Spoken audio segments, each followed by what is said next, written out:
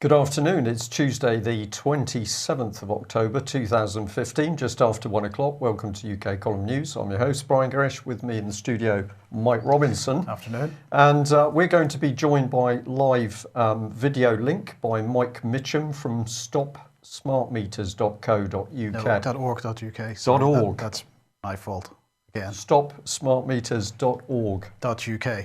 .uk. Yes. We got there. Okay, well, just before we get going with the news and bringing Mike Mitcham in as well, a few comments on the weather. Of course, Saturday appalling for anybody driving on the roads, just incredible.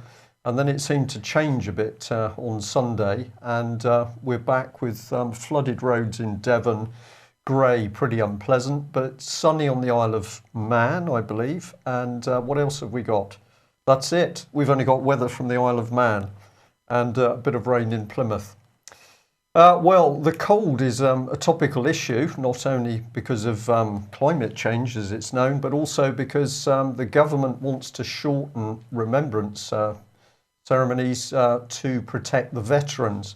And I just had to bring up this article from the Telegraph. This is a picture that's been used before. I just find this so offensive. Here are these men standing up, remembering veterans fought, people who fought, died, lost limbs for Britain. And these are, of course, the very men committing treason by handing UK over to foreign powers, amongst which the European Union, of course, continues to take the lead. But why has this story appeared in the press? Well, because their scheme for cutting the whole thing short was to say, well, if you're an opposition party, you're not worth very much.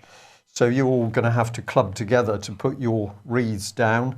Obviously, the important people, David Cameron and the rest of the government, they're allowed to lay their wreaths separately. But if you're an opposition walla, then you've got to do it together. So the real hypocrites get the extra time, is that it? The real hypocrites get the extra time, and we're going to say, although we have put quite a bit of criticism into the SNP over the last few months, it was actually the SNP who said, no, this is not going to happen, so it appears that the government's backed away.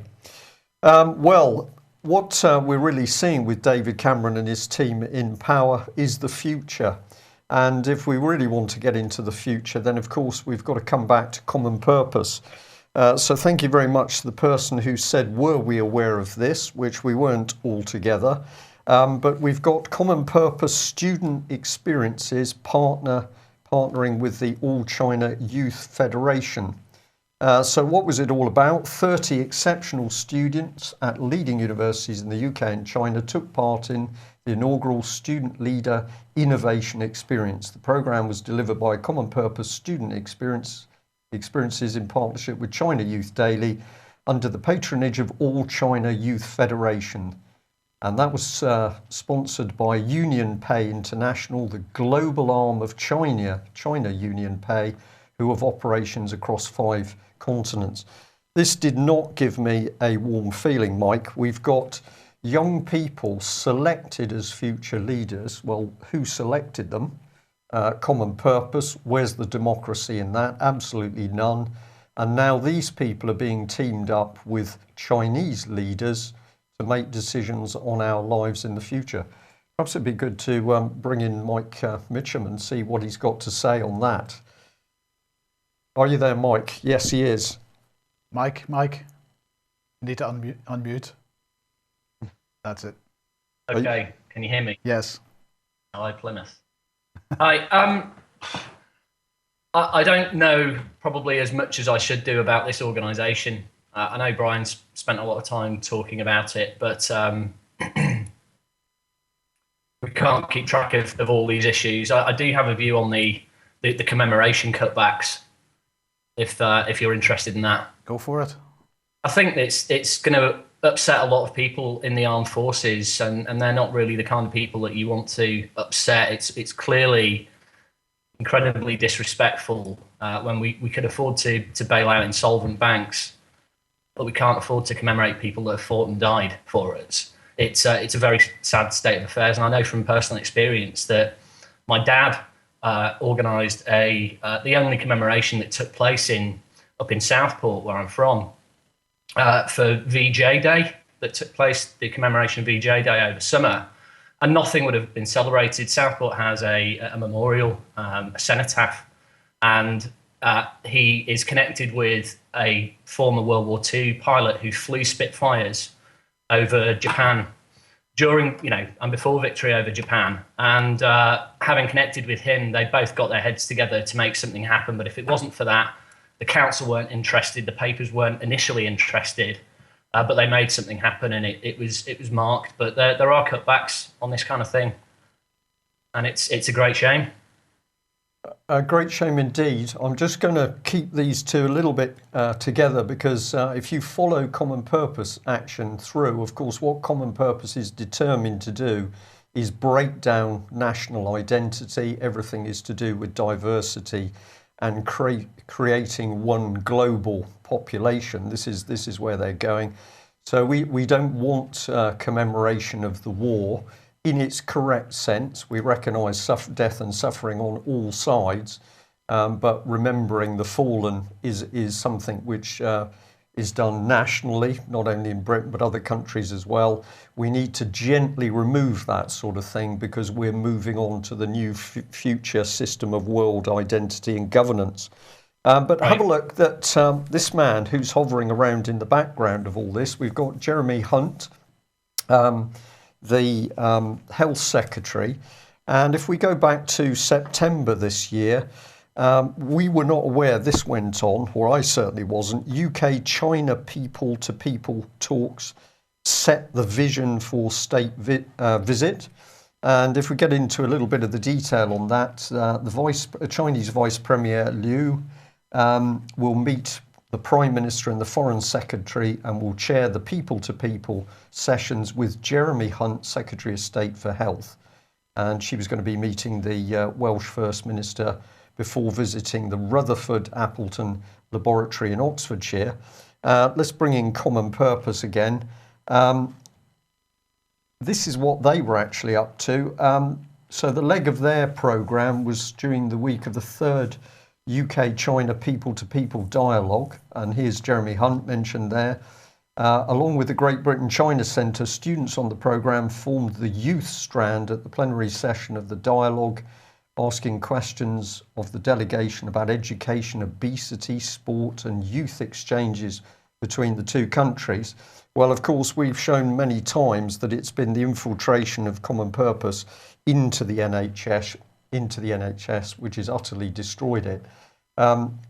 Jeremy Hunt has presided over a failing NHS, but what's he doing? Well, he's busy working with the Chinese and saving the world. I think this is where these people are really dangerous. They're not living in the now and dealing with day-to-day problems. They're living in the future environment. Well, I mean, the Chinese at the moment are clearly looking at Britain as being an utterly bankrupt institution and available for, well, not so much takeover, but certainly there's plenty of opportunity for them, shall we say. But actually, I think they need to be very careful, because they're inviting the beast into their own country, in a sense, if they let this lot in. So Common Purpose reverse engineered into China. You set it up initially, you get them used to it. I think it's a good idea. And then those Chinese students will be used inside China to break apart traditional Chinese nationality, history, indeed, family life. I think you could well be right on that, Mike. Right, well, let's move on to privacy issues. This is the cybersecurity bill in the United States. It's ready to be passed, CISA as it's called. And two interesting aspects to this. I'm going to ask Mike to comment on this in a second, but two really interesting aspects on this, and that is, first of all, the way it's going to work is that there will be cyber threat indicators established. Companies will set up algorithms to recognize cyber threats, any activity on the internet, on their websites, whatever it is, which may be considered a threat. And those indicators will be shared with the Department for Homeland Security. The Department for Homeland Security, in turn, are then free to share those share that data with whomever they like. So they might share it with the CIA, the NSA, FBI, ATF, whoever, whichever three-letter acronym you want to use, they're going to be entitled to share it with. But the really interesting aspect to this is the fact that the companies involved are going to be given protection from prosecution in the event that any of the information that is identified doesn't result in data being protected in some way. So if there's any breach of data protection, or the data is handed to a three-letter acronym and there's a breach of data protection there in some way, then in fact there's going to be immunity from prosecution for the companies involved. So, sorry to interject here, Mike, is this, was TalkTalk a setup? No. So this is in the United States, but the point here is that if TalkTalk had happened in the United States, then TalkTalk under this immunity provision wouldn't even be required to tell their customers that there'd been a problem. Yeah. And that I think, Mike, I think you'll agree that is horrendously dangerous. Yeah, and especially when you put the smart meters and smart grid and the Internet of Things into context as well, which we're going to cover today. What we're doing is generating in very short order with the Internet of Things and smart meters massive amounts of new data, as well as 440 million new entry points into what is essentially the internet. So we are laying the foundations right now for the cybersecurity threats that are going to happen in the future. And so these kinds of protections, it's a good point that you raised, Brian. It seems to be strange timing, doesn't it, with TalkTalk? And what TalkTalk's shown 3 times this year now, once in August and another in February, is that our defences are essentially wide open. And what we've shown as well over the last couple of years with our campaign is that there are essentially open doors with smart meters as well, providing the ability to launch new types of cyber attacks, both from smart appliances and the home, and to them. So it is very dangerous ground that we're treading here. Mike, you wanted to start your section with a video clip. Can you tell us, this was the second, you wanted to put the second one first, so can you just give us a bit of introduction to that? Well, I think it's worth maybe trying to unpack how the smart meter agenda is being positioned with the public at the moment. And as much as I hate to do it, we're going to run the advert that's currently on YouTube, but I think will be hitting our screens in the near future, that's been put together by Smart Energy GB with a budget of £100 million. This is what we're up against.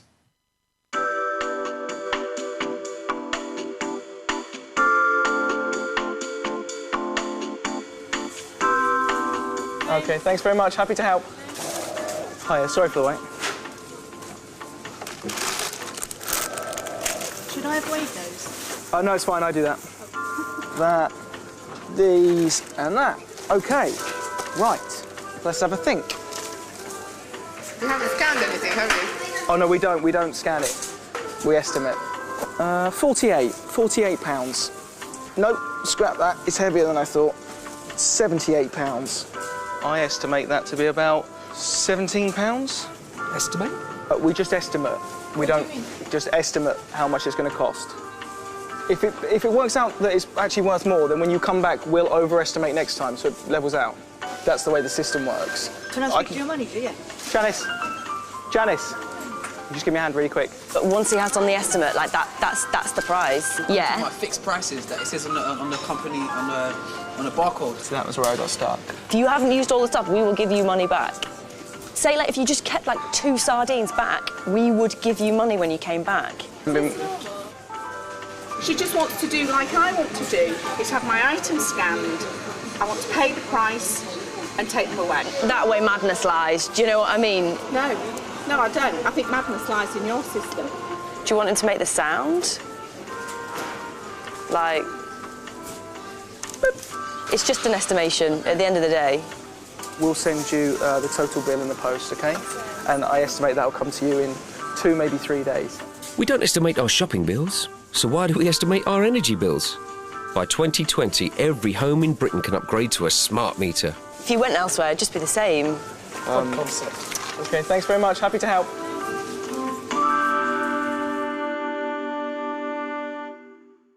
Well, Mike, at the moment, my supplier for electricity is British Gas, and what they're doing is sending me estimated bills on a regular basis, claiming that I owe them hundreds and hundreds of pounds, when in fact I know that I don't.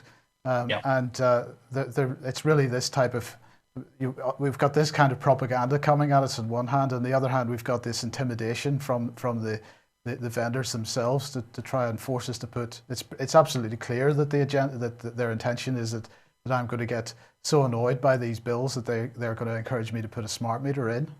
Yeah, and the bills won't stop. They won't get lower, which we've shown time and again. You know, in almost all pilot studies that have happened, bills don't reduce after smart meters have been installed. In fact, they go up in 80% of cases.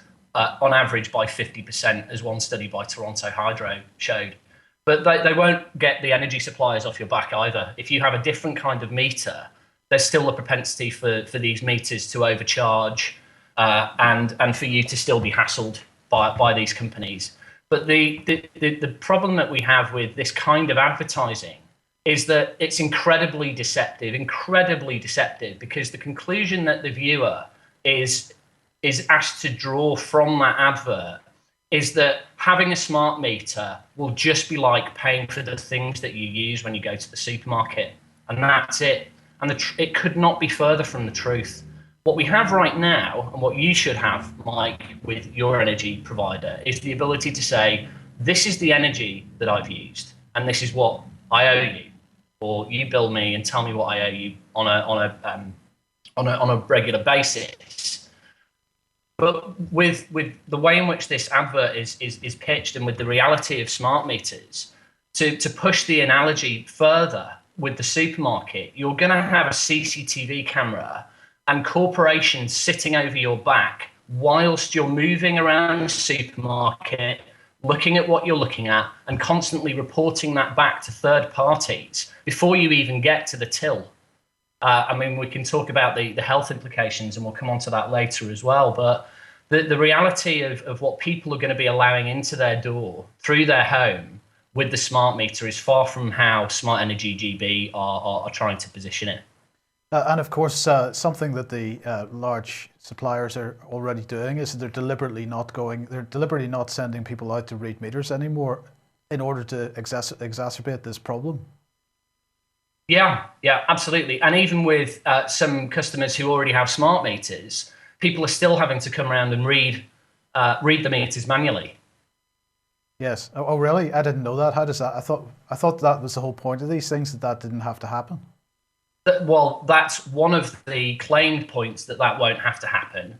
But one of the problems is that smart meters aren't designed to last as long as the more traditional meters. So they're going to require more servicing. They're going to require firmware updates. They're going to require regular replacement as the new breed of smart meter comes out, because we live in a time of built-in obsolescence, and as the smart grid emerges as a reality and new corporations and companies build propositions and ideas around how this viewing glass into your home can be exploited and monetized further, then you can expect the smart meter to have capabilities in the future that we can only dream of. Okay, so what was the next video we're going to look at? This is about the Internet of Things. So I think what's maybe getting a bit closer to the reality of things was positioned by the EU a couple of years ago with the Internet of Things. If people aren't clear about this, is the concept of putting tiny RFID, so radio frequency identification tags, into everything that you can possibly imagine. So where we're talking about things like smart washing machines, smart toasters, smart fridges, smart TVs, etc.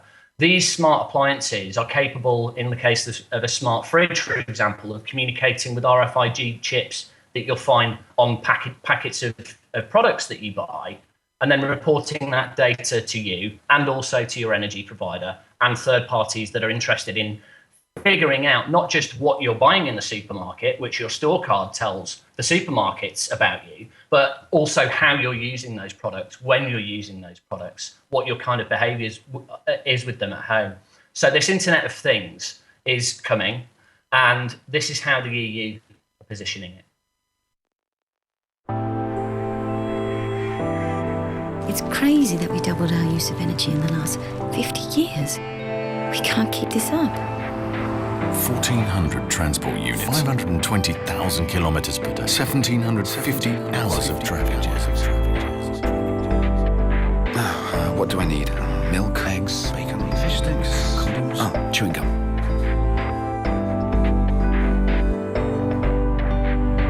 Yes, hello? No, I still need to order bandages. Okay. There aren't any more needles. Where's the... I'll put you through. Oh, and I still need to do this. Don't you have the feeling we're standing still all the time? Why has it become part of our lives? Isn't it strange that roads are getting longer? Shouldn't evolution make the world more efficient? And while we're standing still, we pollute even more. Why can't we focus on people instead of procedures? What if objects start to sense and communicate, becoming tools to help us deal with complex and urgent situations? What if all objects were interconnected? What if there was an Internet of Things? With the Internet of Things, applications are infinite. We could be able to monitor our transport better, winning precious time at any turn, way beyond smart logistics as we know it. With an Internet of Things, we could be able to monitor from a distance. Instead of spending time in a hospital, people could actually live their lives.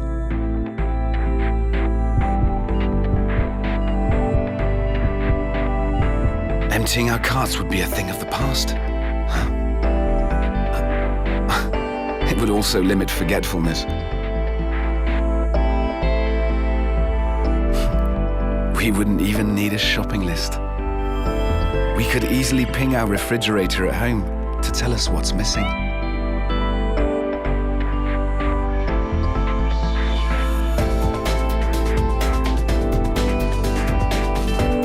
If we want to be smart about energy, we could let energy be smart about itself. With the Internet of Things, we could be able to manage our world differently, adding a new dimension to the Internet as we know it.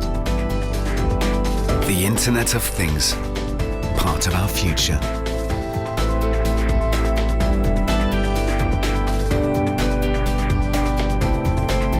So, Mike, the observant amongst us will have noticed this slide or this image at the end of that video, which seems to bear some resemblance to that one. Absolutely, Mike. What we have behind the scenes at the EU and other such organisations are intense lobbying activities on behalf of mega corporations, and one of those mega corporations that has a huge hand in the smart agenda, as I will call it, who are pushing smart into every major industrial sector that you can think of, is IBM. And so this decision by the EU to promote the idea of smart metering, and the UK's decision to promote the idea of smart metering, was actually not conceived in the head of Ed Miliband when he was the Environment Minister. It was conceived in the boardrooms of massive tech firms and potentially banking institutions as well, who are providing the finance. So IBM's track record in developing and promoting population surveillance technology is not the most envious one that you can imagine. And that's IBM, sorry, that is that poster on the right hand side was right. Yes. So IBM developed Hollerith, which, if people aren't familiar with Hollerith, was used by the German government in the 30s and 40s to identify, profile, and track individuals. And what we see here is, with the scene in the Hollerith advert, is a town with a backdrop of what's essentially a punch card, because that's how Hollerith worked. You have this light beam coming out of an all-seeing eye, which is just bizarre, and off-center triangle, and then a couple of lampposts. And it just strikes me as a strange choice of imagery to revamp for promoting another population tracking technology that the very same firms that were involved in tracking and profiling people during World War and before World War II is being used again. Well, I just wanted to highlight this one as well, because of course it's government as well. This is the DARPA program, the Information Awareness Office program that John Poindexter set up in the early 2000s, 2001 I think it was. And the same imagery again, the eye with the beam coming out, and this time looking at the whole world. And the whole idea of total information awareness is really what we're talking about here with the Internet of Things, isn't it? That's exactly right. And I think that's an important point, Mike, that you raised, because I'm not sure that DARPA and this Total Information Awareness Office concept as a brand was moved forward, because if you want to set up a complete surveillance grid, you don't put an all-seeing eye pointing a beam at the entire world and call it total information awareness. No, well, indeed, it wasn't the Internet of Things. That's right. It wasn't moved forward as a program, but actually many of the developments out of that program ended up in PRISM and all these other NSA operations. So it didn't go under that brand because, as you write, at the time there was such a backlash because of that particular imagery that they just couldn't proceed. Yes, indeed. So you've got a couple of graphs here. Yeah, 10 points if you can tell me what this represents, or more specifically where the arrow's pointing. Well, I get 0 then. Fine. This is a. If you move on to the next slide, this is the number of posts between you and an individual in a run-up to you changing your status on Facebook to being in a relationship with that person. So from, let's say, 100 days out, right at the start of when you start engaging with this person, talking to them, dating them, etc., the number of posts between you has a steady increase. And then it drops off a fair amount. Then you change your status, and then your interactions are offline, presumably, rather than online in the main cases. And the reason I thought it was interesting to mention this is that it's in the concept of privacy and also in the concept of these corporations. Where on that timeline do you know that you're going to start a relationship with this person and end up changing your status on Facebook to in a relationship with them? And where on that timeline does Facebook know that you're going to be in a relationship with that person? And as we've seen from stories where Facebook have been, in fact, quite open about the fact that they are engaged essentially in social engineering projects where they are restricting certain kinds of posts that people will see to determine whether or not that affects people's moods. This is just a snapshot of one element of what we are giving away in data. And this is important because data is currently being described as the new oil. And it's an incredibly offensive term because when you really think about it, data is you and me. We use technology and these services to extend our capabilities. We use GPS, we use traditional phones. We use them to connect and do things that we would otherwise do through conventional traditional means, but they are essentially extending what we do. And as a result, the data that's generated is part of who we are, but it's being seen as the next gold rush, the next opportunity for consumer exploitation and monetization. And so the issue that we have here is that whilst this is just one example of how Facebook is capable of getting insights into what we do, with the smart grid and all the new data that's going to be generated, there's other things that we're going to be telling these corporations and organizations about ourselves that we probably don't even know ourselves. And the question then is, we have corporations that are getting ahead of us who are able to determine what we're going to do before we know what we're going to do. And when you live in an environment in which the mantra is profit, profit, profit, by these corporations, and we could look at the root causes of that associated with usury and fractional reserve banking. Everybody's trying to stay on aboard the ship as it's sinking. The issue is that they have to get further into our lives, and what the smart meter is doing is providing that looking glass. So let's take a look at the next slide about how this actually applies. So this is assisted living. Yeah, so this is a slide from a presentation that you can find online on the website of a company called Onzo. They're a data analytics company, and I believe they do some kind of data mining, data analysis technology or services. And I grabbed this from their presentation because it's actually quite revealing. And bear in mind when I'm saying this, that the way in which smart meters are being presented to the public right now is what you saw with Estimated Nation. This is how one company is seeing the capabilities for smart meters that most people will never see. So this assisted living slide, it's talking about smart meters. It's saying monitoring appliance usage in the home means that activity about the individual can be inferred, giving an indication of changes in their behavior. And changes in behavior often indicate the onset of illness, particularly infections such as urinary tract infections, which can impact memory. These can often be the precursor to falls. Therefore, early detection of changes in behavior allows intervention before there are major complications. So is this slide suggesting to you that if British Gas detect that you might have a UTI, they can send help or some pills in the post to you? No, it doesn't, because that's none of British Gas's business. But it is the business of organisations that they're partnered with, selling your data. And this is just one example, again, of the kind of data that's being generated to other third parties who are queuing up around the block to get their hands on essentially all of the information that they can infer from your appliance usage through the smart meter and your smart appliances, how you're behaving at home on a day-to-day basis, how you're behaving, how your family's behaving. So it's incredible the kind of data rape that Ian Crane calls it, that's going to be perpetuated by these meters, and people just aren't being told that these kinds of facts by the big advertising programs that are positioning this.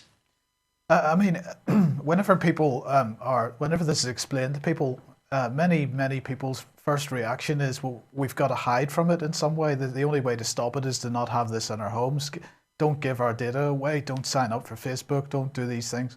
It has always seemed to me, going back to the days of the store cards, whenever there were when there were campaigns in place where people were swapping store cards from one part of the country to the next, that poisoning the database has got to be the only way that this can be dealt with, because this is so insidious and so ubiquitous that it's, you walk down the street and you've got 20 CCTV cameras looking at you.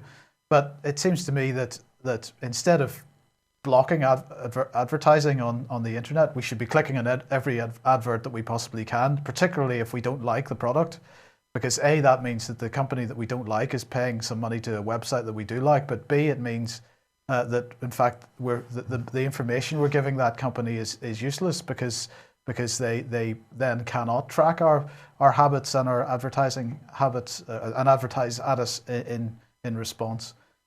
It seems to me that is the only way that we're going to deal with this, is to give false information and find ways of giving more and more false information.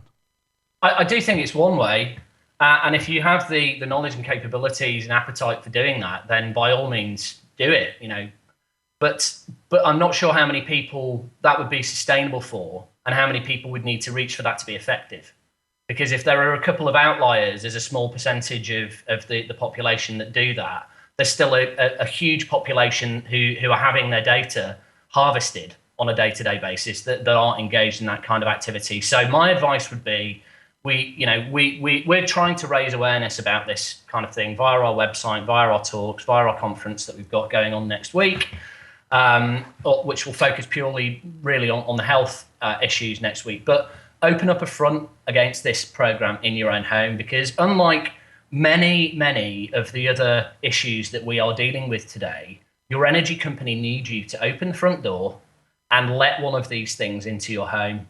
And my view is that we don't necessarily need to alert people, or people don't need to be on board with the fact that they do have privacy that they should cover, that people have fought and died to protect in the past. They might not be concerned about the growth health implications that are going to happen with smart meters. They might not be concerned about the prospect of higher bills. But if you can just get somebody to say no on whatever basis they feel is appropriate, then as far as I'm concerned, that's a success.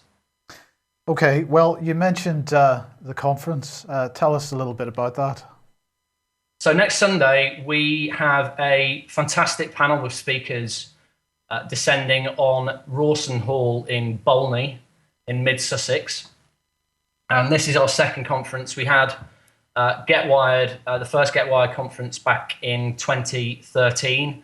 Some of the same speakers are coming, some new ones. We have Dr. Martin Blank speaking via a video link. Dr. Blank is a doctor at the Columbia University in New York City, and he was the lead behind the recent UN appeal to Ban Ki-moon, which has now been signed by over 200 scientists calling for urgent action on artificial man-made electromagnetic fields, which smart meters have as part of their wonderful feature set.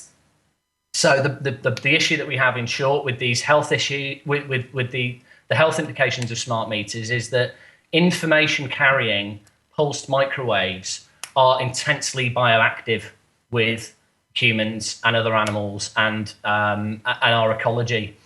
It very much depends on your proximity as well. And intensity windows play a part in it. But if you have one or more smart meters in your home, as many people have shown us, there is a chance that you will get ill from it. And the kind of diseases that are associated with this kind of radiation go all the way from headaches through to insomnia, through because it disrupts your melatonin production, through to other more serious ones like cancer. So we're going to be lifting the lid on this issue with medical doctors, researchers, people who are actively involved in doing surveys of people's homes to remediate them and make them electromagnetically safe. So it's going to be a great event, and if you're able to come along, we've tried to keep the price as low as possible. We have hiring costs for the venue, for all the AV equipment that we're using. We're going to get a videographer there as well, which isn't cheap. And so depending on your income, and it's up to you how much you pay essentially. We've put ticket prices from £10 to £25. We're going to have lunch available as well to buy. But if you can afford it, you have the time, then please come down, and I'm sure it will be a really fantastic event to be at. And more information at getwi.red. That's it. Brilliant. Okay. Well, thank you, Mike. We will move on with the rest of the news. But if you've got any more comments on anything we cover here, please jump in. We're going to start off with this, Brian. I'm going to ask you for a bit of comment here because, well, what can we say? The Times, not just the Times. I've picked on the Times because it's just ridiculous, but lots of different media covering this. That Putin's subs are targeting internet cables. Russia, according to the Times, is exploring plans to cut undersea communications cables, which carry nearly all the world's internet traffic. If tensions with the West escalate, defense officials have warned. What do you say? What I say is it's old news which is being regurgitated to achieve a modern political objective. So this was going on since the very beginning of the Cold War. It's been going on ever since submarines have been reasonably capable to try and target underwater communications cables or target underwater detection cabling, particularly for submarine detection equipment. This has been going on for years and years and years. All sides are doing it. All nations with major submarine capacity have been doing it. So this is an old story, I believe, just rehashed in order to try and put more pressure on the Putin is a bad man image. Pathetic is really the word I'd add after that, but there we go. Okay, well, in the meantime, in the South China Sea, we seem to have a good cop, bad cop thing going on between the US and Britain here at the moment, and China. So UK obviously the good cop, but the US deciding that the best thing that they can do is to drive a destroyer within the 12-mile, national close to the islands in the South China Sea, which of course are under dispute. But nonetheless, China sees that as their sovereign territory. And the Chinese said these actions of the US warship are a threat to the sovereignty and security of China and safety of people living on the islands. They damage peace and stability in the region. In this regard, the Chinese side expresses extreme dissatisfaction and strongly protests.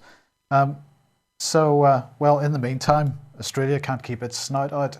And so they are saying that they strongly support US activity in the South China Sea. Australia has a legitimate interest in the maintenance of peace and stability, they said, respect for international law, unimpeded trade and freedom of navigation and overflight in the South China Sea. Approximately 60% of Australia's exports pass through the South China Sea. Now, I would imagine you've passed through the South China Sea in your time, and so the question in my mind is, how big is the South China Sea, Brian? I mean, I imagine it must be really hard to avoid sailing within 12 miles of any landmass that happens to be there. Well, that could be true, Mike, but I've got to say that sending warships close to territorial waters, traditionally known as an act of putting pressure on or stirring up a situation, on the other hand, quite normal. But the thing I've got to say here is that isn't this the same China that's being invited into Britain to help rebuild nuclear infrastructure? That's what I mean by the good cop, bad cop thing. Yeah, so there's something quite ridiculous going on here. On one hand, we're being told, of course, that China is a very dangerous threat, so the Americans continue the patrols off the Chinese coast, and here we've got an act designed to ramp up tension. David Cameron is saying, well, don't worry, you come on into UK and help us out rebuilding high-speed trains, nuclear infrastructure. There is, I think we're now seeing the breakdown of this, of politics on not only a national stage, but world stage. There's something else going on here, isn't it? You can't have China as an enemy, but rebuilding your nuclear infrastructure. Indeed. It's a scam. Well, another scam that's at work is in Ukraine as they try to rebuild tensions there again, this time in Odessa. Now, Odessa's in the western end of the area that would be considered pro-Russian. Of course, in the summer, who did they put in charge of Odessa? They put Mikhail Saakashvili in charge. Now, he, of course, was the president of Georgia during the South Ossetian conflict in 2008. And in fact, in 2008, he said, speaking about Georgia, we are the fighting ground for a new world war. Russia was the target in 2008. That was really the beginning of the real ramp up towards bombarding Russia with the war drums. Of course, Saakashvili himself, here he is, laughing boy himself. He is a George Soros stooge, was put into Georgia with George Soros money, became the president and led the Rose Revolution there. But he, of course, as I say, in charge of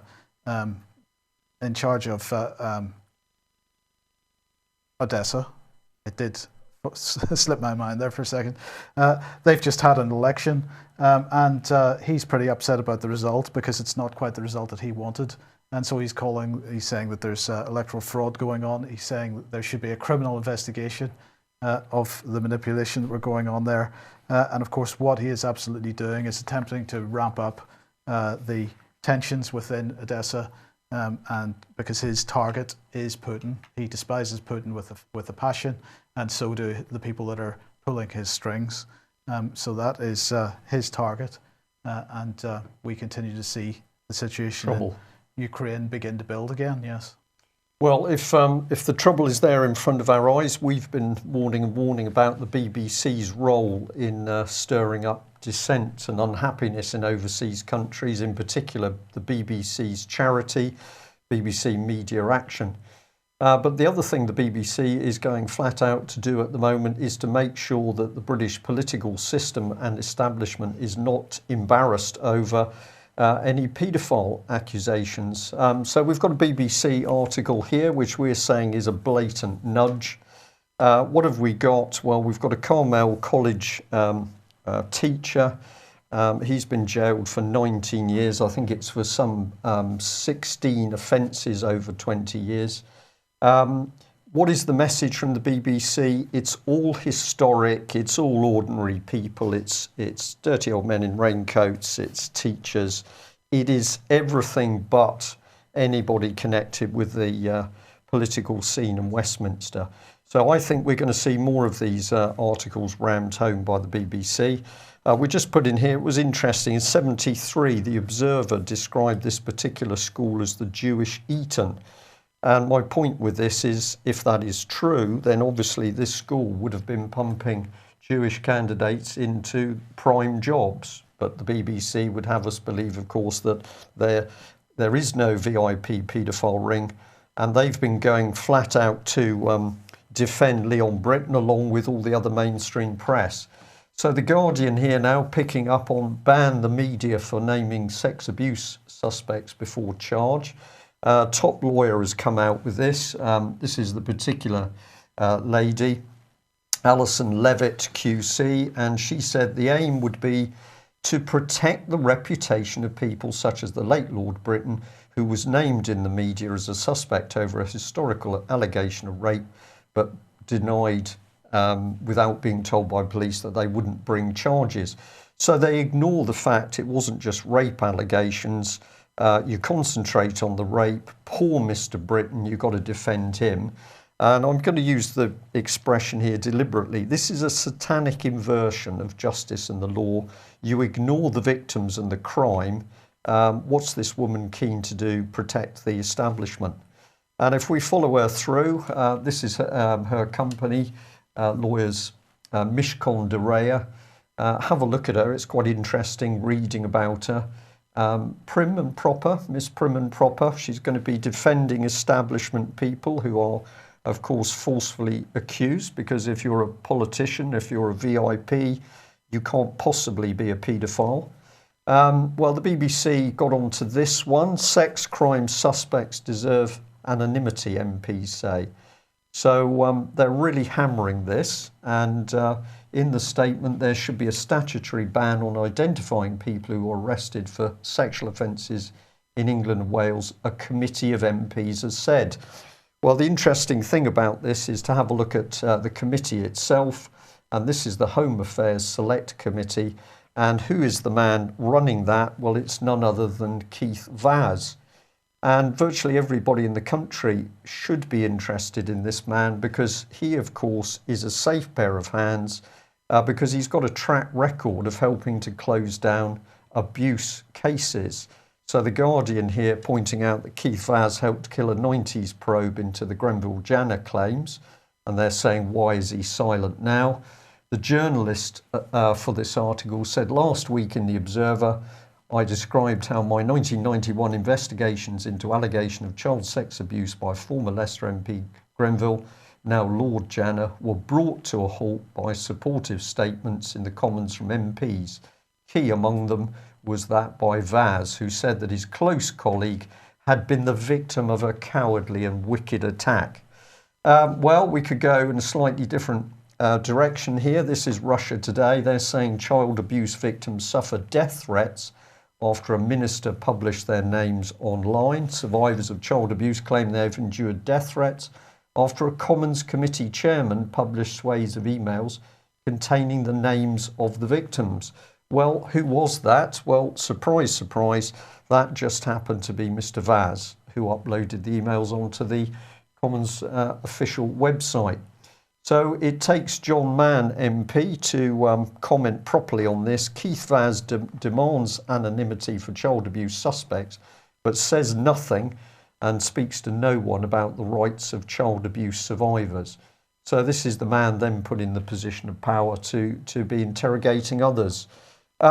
Hypocrisy, Mike, what do you think? It's all completely upside down, isn't it? Like you say, The people that seem to be getting no protection here are the victims. It's just, I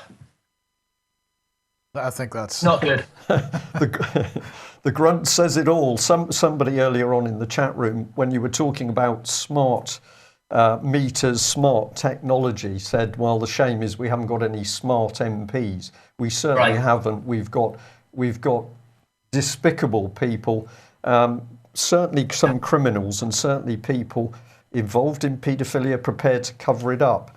So we just thought we'd show here Westminster closing ranks with the title Dirty but Lubricated Against Failure.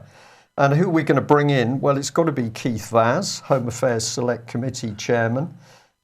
We shouldn't forget that he was sacked as Europe Minister in 2001 following the claims that he'd helped billionaire Hinduja brothers acquire British passports. What's his connection? Well, he was also legal officer Islington, and that brings us nicely to Labour MP Margaret Hodge, because she was outed, she was accused in the 1990s of complacency over allegations of serious sexual abuse against children in the authorities' care. So what did Tony Blair do? He thought she'd be the best person to be Children's Minister in 2003. So nice little link there with Mr. Vaz, who was working for Islington as legal officer, but of course he would not have known what was going on at all. And The Independent on the 3rd of January 2014 said of Mr. Vaz, for he's one of the UK's most glamorous and influential British Asians, longest serving, been an MP of Leicester since 1987, member of the Privy Council, chairman of the Home Affairs Committee since 2007. He spent much of his 26 years in the corridors of power, mired in near scandals, actual scandals, watchdog scrutinies, leaks, accusations, investigation, complaints, and suspension. And this is the man now running what happens over the serious issue of abuse. It can't be an accident that these people are put in this particular position. Just let me continue so that we've got the theme. Well, of course, Bernard Hogan-Howe, boss of the Met Police, was to be called in front of the committee to talk about his role in the Leon Britton affair. This is a picture of Mr. Leon Britton. Remember, he is the victim. But Bernard Hogan-Howe decided he was going to go and give a 20-minute talk in Oman, paid for by the taxpayer, paid for by the Met Police. So he sent a couple of his colleagues in his place. Assistant Commissioner Patricia Gallen and Deputy Assistant Commissioner Steve Rodhouse. They were questioned in his place about the Met's handling of the Britton sex allegation case. Mike, I have to say, because it's getting impossible, you just couldn't make this up. I did wonder, I did watch that inquiry by the Home Affairs Committee and did wonder why those two were there. And you've just cleared it up for me. That explains it all.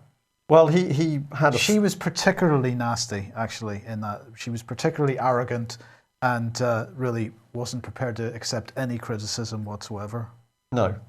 Meanwhile, he presumably went out first-class business to Oman, gave a 20-minute talk in a hotel, £160 a night. Sounds pretty cheap to me, but there we go. All paid for, so he did not have to answer any embarrassing questions. So let's see how the magic circle of safe hands works. We need this lady, of course, Theresa May, Home Secretary.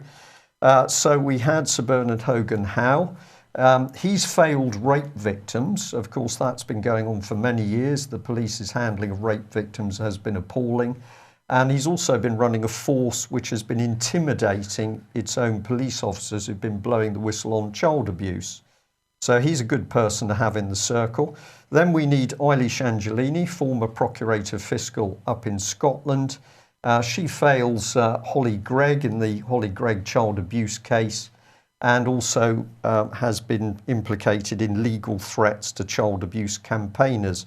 Obviously, you need her as part of your close cabal. There he is, Mr. Vaz himself, with a record of protecting the accused and silencing the victims. And then a highly experienced woman, here she is, Justice Goddard.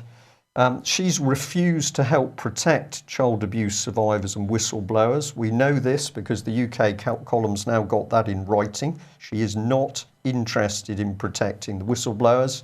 And of course, she loses key survivor statements. So presumably they were a bit hot to handle. And oh dear, despite smart technology, Mike, all of that information disappeared. We shouldn't forget this man, Peter Wanless, Chief Executive of NSPCC. This organisation is everywhere. You cannot report child abuse without going through NSPCC. And one of our viewers pointed out that he even attends the Met Gold briefings. So he's in at strategic level with the Met Police. You think you are reporting to an independent inquiry. No, you're not. You're reporting to NSPCC. So if we join up all the wagons, what you then need is to keep out common sense, and you definitely don't want the public involved because you need the right people to be safe hands to cover up, I suppose, Mike. Yeah, so Peter Wanless then, NSPCC, they're at a strategic level with the Met, and the Met, of course, may be coming under criticism as a result of the Goddard inquiry if it ever gets started. And in fact, NSPCC themselves might come under some criticism should that inquiry ever get started. So how does that work if they are acting as the gatekeepers for everything that goes into the inquiry? Well, because I personally don't think we're going to see any serious criticism of NSPCC, because if you're going to do the job properly, then the NSPCC call handlers and data people would have been vetted by the police before anything started. But how can the police possibly investigate somebody they're in partnership? And of course, Goddard's using Theresa May's own staff, and all the calls are being handled by NSPCC. So this is not an independent inquiry. This is a collaborative inquiry with Theresa May's Home Office. But on the subject of Theresa May, we better add a little bit more. Let's bring Eilish Angelini back in, because alongside rape, of course, this woman has also been brought in to act as an expert for inquiries into deaths in police custody. Better be careful what we say about the Met Police, Mike. So if we just have a look at this is policeprofessional.com with a big article about Miss Angelini, and she's going to be heading up the death in custody report. So if we have a look at that from Theresa May's point of view, she appointed Eilish Angelini to lead the investigation. And that's pretty timely because, of course, north of the border, we've got the horrific death of this black gentleman, Sheku Bayu. We know that several tons of policemen effectively crushed him, stopped him from breathing. Well, we're waiting for that to be confirmed, of course.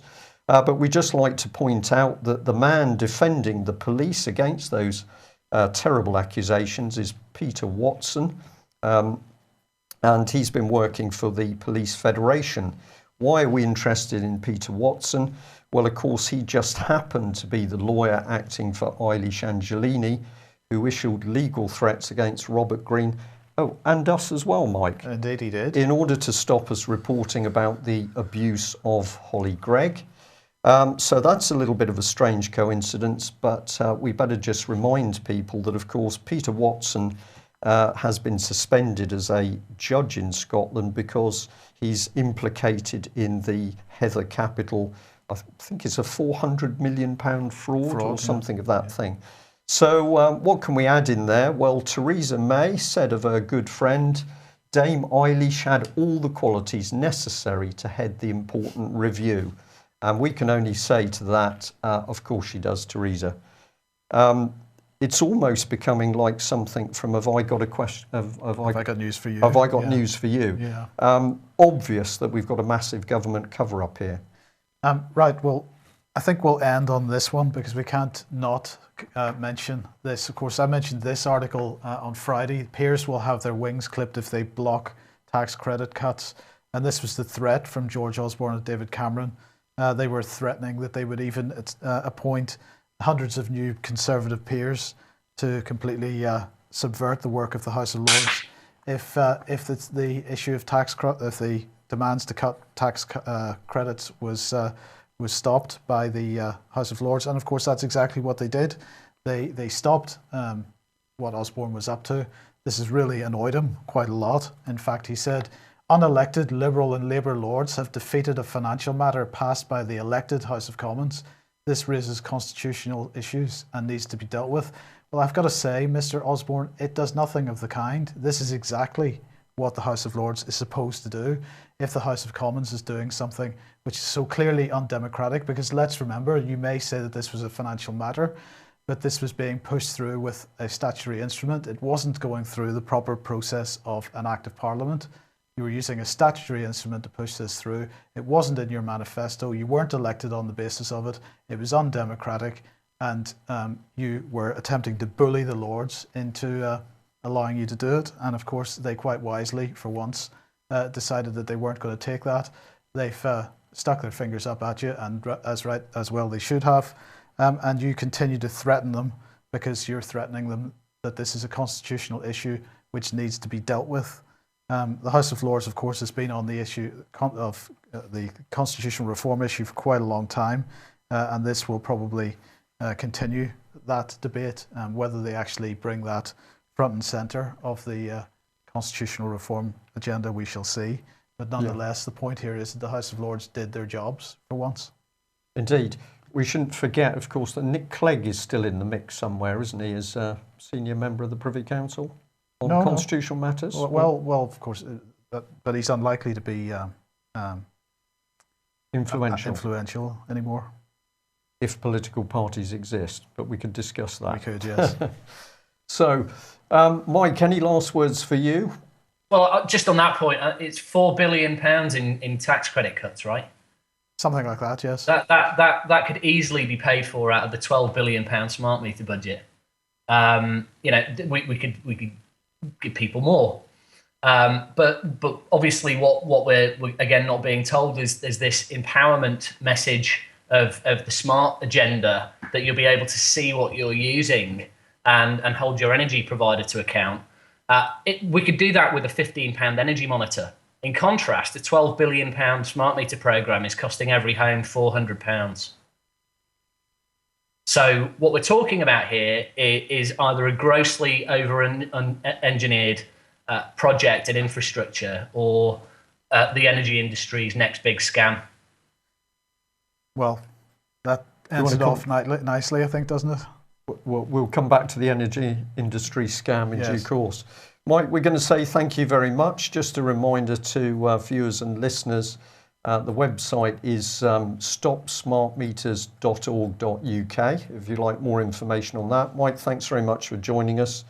And we've got some items here we'll bring on to tomorrow on the economy, I think. Yes. So, Mike, thanks very much for joining us. It's been excellent. Thank you to our viewers and listeners. And I would just say that fairly shortly we're going to be talking about these wonderful items. This is a UK column pen, but it's not an ordinary pen. I have to say it's not smart. You're looking worried, Mike, actually.